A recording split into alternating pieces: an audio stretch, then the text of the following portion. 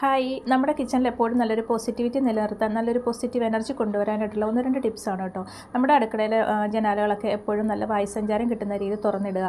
അതുപോലെ തന്നെ കാറ്റും വെളിച്ചമൊക്കെ ഉള്ളിൽ കയറുമ്പോൾ തന്നെ നല്ലൊരു പോസിറ്റീവ് എനർജി നമ്മുടെ കിച്ചണിൽ ഫീൽ ചെയ്യും കേട്ടോ. അതുപോലെ നമ്മുടെ കിച്ചണിൽ ഇതുപോലെ ഇൻഡോർ ആയിട്ടുള്ള പ്ലാന്റ്സ് ഒക്കെ വെക്കുന്ന ഒരുപാട് നല്ലതാണ്.